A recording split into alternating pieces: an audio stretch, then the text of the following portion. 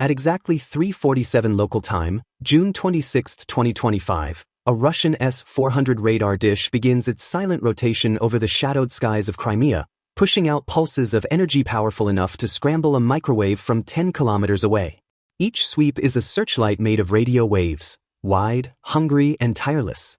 But what it doesn't see, what it can't see, is a swarm of death already flying just below its line of sight.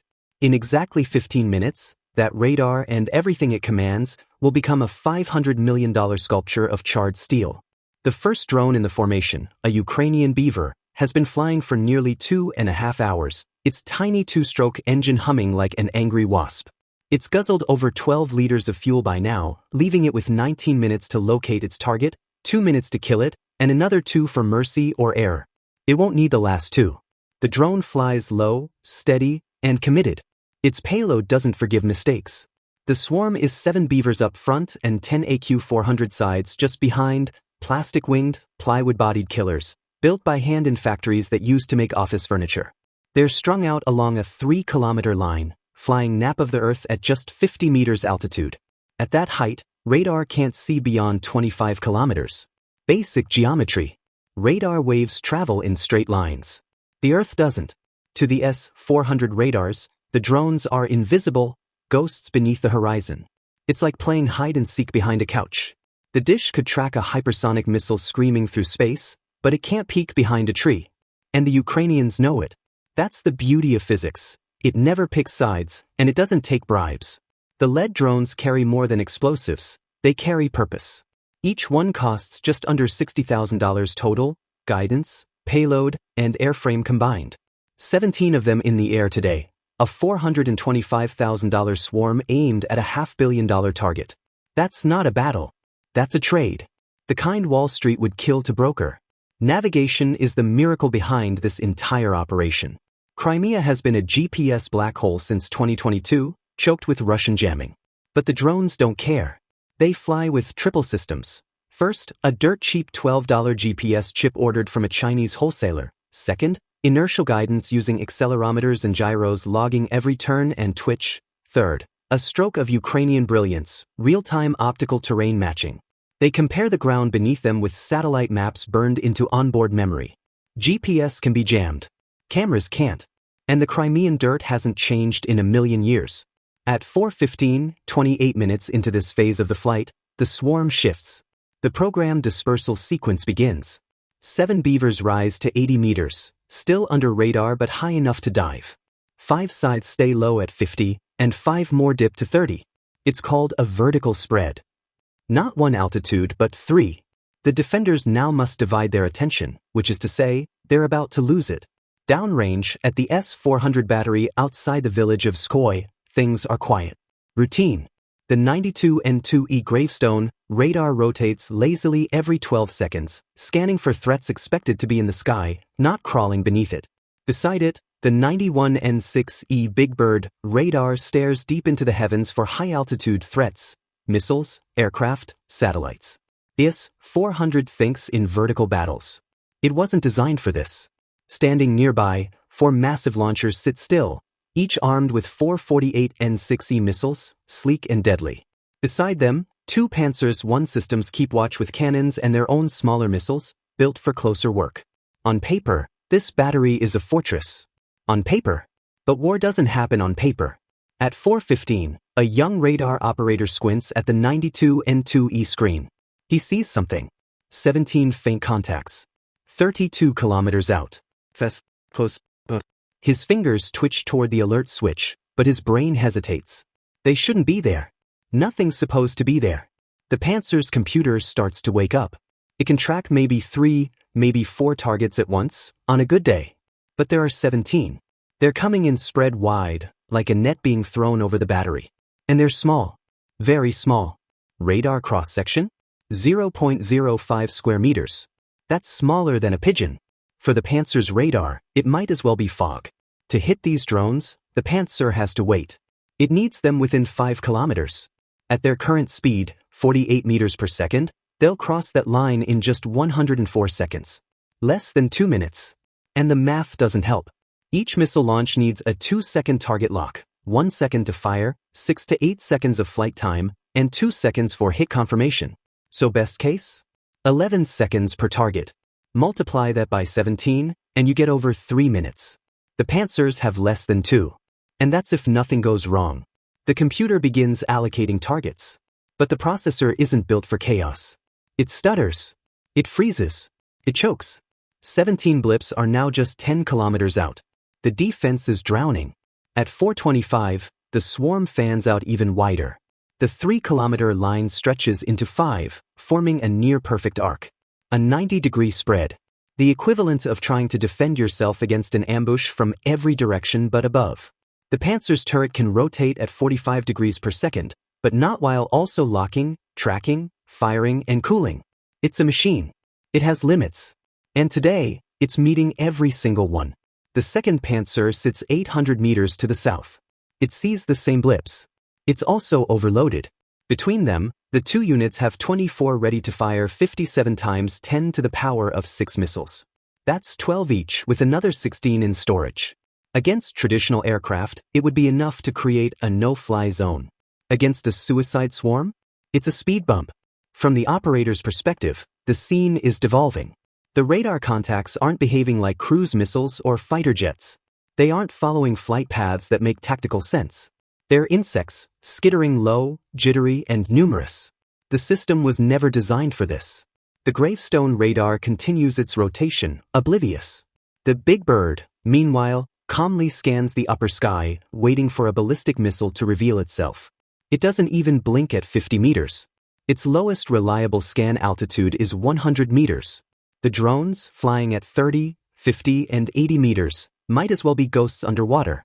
Even if the S-400's long-range missiles were ready, they'd be blind. The launchers don't see targets on their own. They rely on the 92 N2E radar to hand them precise coordinates. No radar lock means no fire. The missiles sit idle, 14-foot tubes filled with rage and zero direction. Back in the sky, the drones begin their final maneuver. At exactly 4:45, with less than 2 kilometers to go, the formation shifts again. The 7 Beavers begin a controlled dive, 30-degree angles, increasing their approach speed to 65 meters per second. They're no longer flying, they're falling with intent. The middle tier holds steady at 50 meters, drawing fire. The low tier hugs the ground, weaving between terrain dips and foliage, using the dirt itself to blind enemy radar. The swarm is not attacking, it's choreographing. Inside the Panzer cabin, warning tones scream. The operator's display overloads. The software highlights 16 high-priority targets. The 17th blip is simply too close. The system ignores it until it doesn't. Finally, the targeting computer locks. Drone 1, confirmed. Drone 2, confirmed. The processor lags on Drone 3. It hesitates. The fans inside the cabin howl from the thermal stress. It's not just under attack, it's overheating while doing algebra under pressure. The first missile leaves the rails at 4:46 and 12 seconds. It bursts free, accelerating to Mach 3 in a blink. Its proximity fuse is scanning, searching, calculating. But there's nothing big enough to trigger detonation. The drone's radar signature is too small, too clever, too late. The missile streaks past the Beaver, missing by 2 meters, detonating in open air. A multi-million-ruble firework with nothing to celebrate. Realizing the automated systems are failing, the operator slams a toggle and switches to manual. Optical targeting comes online. Now, through the glass, he can see them, dark silhouettes against the pale dawn sky, the shimmer of heat trails, the glint of metal and wood. He selects a scythe, hoping the larger shape makes for an easier kill. Missile 2 launches. This time, the fuse picks up the target, the blast. The drone tears apart midair, raining broken wings and smoldering electronics. 1 down. 16 left. But time is blood now. 21 seconds gone. The drones are now at 2.8 kilometers, barely a minute out. The second Panzer kicks into gear. It fires fast, every 3 seconds, like a rhythm of panic. 1 missile, 2, 3, small explosions dot the sky. 2 more drones are shredded. The third combusts, burning bright and fast. 5 destroyed. 12 remain. But the clock keeps ticking. At 4:46 and 50 seconds, both Panzers run dry. They've emptied their launchers, burned through 24 missiles, and they've only managed to dent the swarm. Reload time? 5 minutes. Impact time? 68 seconds. The operators flip to their last resort, cannon mode. Twin 30mm autocannons spin up, spraying high-velocity rounds into the pre-dawn air. They're firing blind, instinctively, desperately. It's like trying to swat hornets with a garden hose. At last, higher command clears the S-400 to fire. But it's a formality. Without radar guidance, it's like firing sniper rifles with your eyes shut. 248 N-6E missiles roar into the sky, $3 million worth of panic. They arc high, looking for locks, searching for targets too small to see, too low to reach. They find nothing. Seconds later, both missiles self-destruct in midair, safety mechanisms kicking in when targets can't be confirmed. All they leave behind is vapor and smoke. At 4:47 sharp, with 12 drones still alive, still closing, and still undeterred, the defenders know what's coming. They've seen the math. They've heard the whine of motors and the crack of cannon fire. And they know now, they're not going to stop it. Inside the command shelter, there's silence. Except for the low beep of incoming telemetry and the nervous breath of men waiting to be blind. Outside, the final wave begins. At 4:47 and 14 seconds, the first beaver connects. It strikes the face of the 92 N2E gravestone radar like a hammer against glass. The 20-kilogram shaped charge doesn't explode outward. It focuses. The copper cone inside the warhead collapses inward, forming a molten jet traveling at 24,000 kilometers per hour, Mach 23. The beam punches through the radar's armored housing, straight through the waveguide assembly, rips through the heart of the transmitter module, and keeps going. From the outside, it looks like the radar simply exhaled fire. Within 2 seconds, the control cabin is pitch black. No returns. No signals. The screen once glowing with contact data now shows static and silence. 37 seconds later, the backup 92 N2E is hit. Drone number 7 approached from the rear, riding the radar's blind rotation arc. It smashes into the dish assembly just as the radar sweeps past 210 degrees. The charge hits dead center at the feed horn, the radar's Achilles heel. The shaped explosion channels straight into the dish's structure. Energy travels down the waveguide like a lightning bolt in a tunnel, cooking circuits and melting metals. The entire radar dish, a steel beast 8 meters across and weighing 3 tons, shears off its mount and crashes down, bouncing once before coming to rest in a smoking crater. By 4:48 and 5 seconds, the battery is no longer blind, it's comatose. Meanwhile, 2 of the sides break formation and ascend slightly, homing in on the Big Bird radar, the massive 91 N6E to the north. Each carries a 32-kilogram warhead, no shaped charge, just brute force. The first explodes against the radar's support housing, damaging its rotation column. The radar stutters. The second slams into the base structure 7 seconds later. The already weakened steel gives way, and the massive L-band antenna, 40 tons of Cold War arrogance, buckles, groans, and folds. It doesn't just fall. It collapses in on itself, an implosion of technology and pride. By 4:48 and 45 seconds, the S-400 battery is deaf, dumb, and blind. But the drones are not done. Side number 13 is low, fast, and locked in on its target, a 5P-85 TE-2 missile launcher. It makes impact just above missile tube 3. The explosion rips through 20 millimeters of armor plate, detonating inside the ready magazine.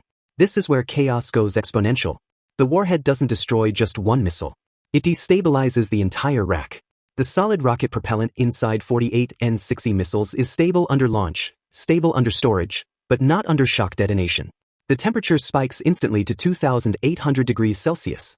Pressure inside the breech tube jumps to 300 atmospheres in under half a second. Missile 3 erupts. Not a launch, an explosion. The force tears open tubes 2 and 4. The solid propellant ignites inside them as well. Within 1.3 seconds, over 1,200 kilograms of high-energy fuel cooks off, tearing the launcher into jagged metal shards and launching a secondary fireball into the sky. The explosion is visible from 20 kilometers out.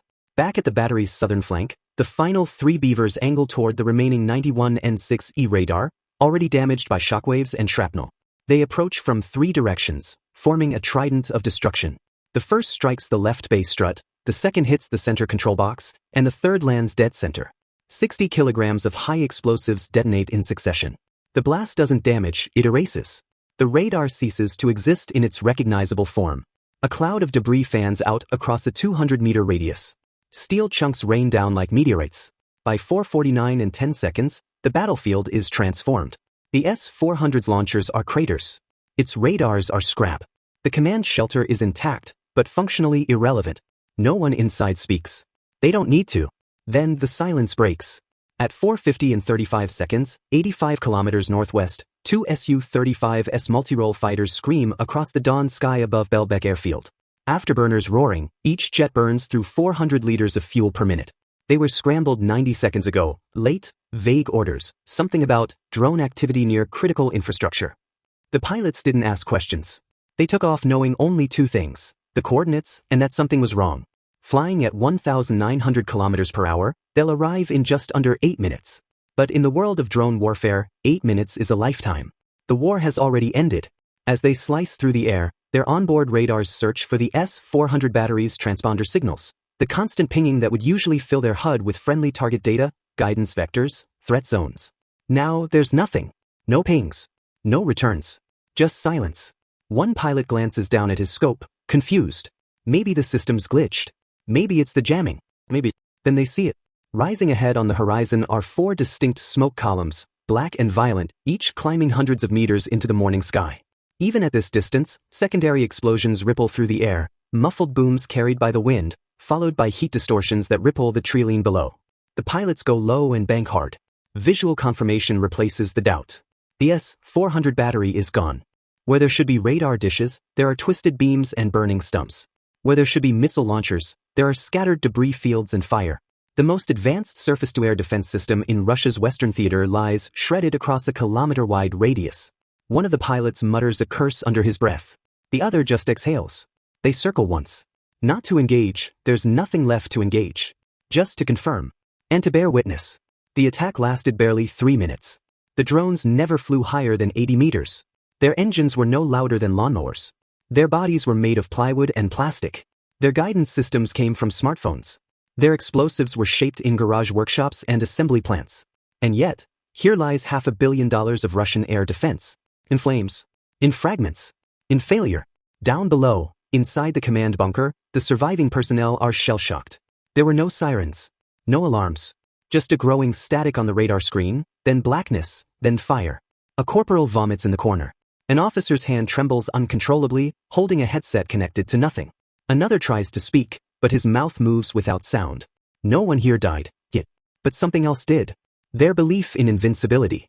This 400 was supposed to be the endgame, the high temple of Russian air dominance. It could track F-22s, shoot down cruise missiles, guide interceptors from 600 kilometers out. But it could not see plywood at 50 meters. It could not process a swarm of lawnmower drones. It could not fire blind. It was built for wars of the past. And today, the future flew straight through it. By 4:52, the smoke is thick enough to cast shadows. The fighters peel away, leaving the scene untouched. There's nothing left to do. No targets left to eliminate. No threats left to chase. The battery they were supposed to protect is now a ruin, blackened steel, cratered earth, and mangled electronics still sparking in the morning haze. Back in Kiev, the operators watch the strike's final telemetry. They don't cheer. They don't clap. They just confirm. One by one, the impact signals blink green. Confirmed hits. Radar destroyed. Launcher destroyed. Secondary ignition. Tertiary fire. All 17 drones accounted for. 12 strikes successful. 5 decoys sacrificed. A textbook result. In the hangar where the drones were assembled, someone updates the cost report. Total mission spend, $425,000. Target value eliminated, over $500 million. That's a 117,000% return on investment. A Wall Street fantasy. A military nightmare. The beavers and scythes weren't miracles of engineering. They weren't next-gen aerospace marvels. They were built by hand, crafted in factories where workers used to install kitchen cabinets.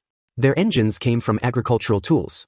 Their GPS modules were commercial-grade, bought in bulk for $12 apiece. Their optical guidance systems ran on open-source code. Their warheads were shaped using years-old chemistry textbooks and a deep understanding of physics. This wasn't brute strength. This was imagination.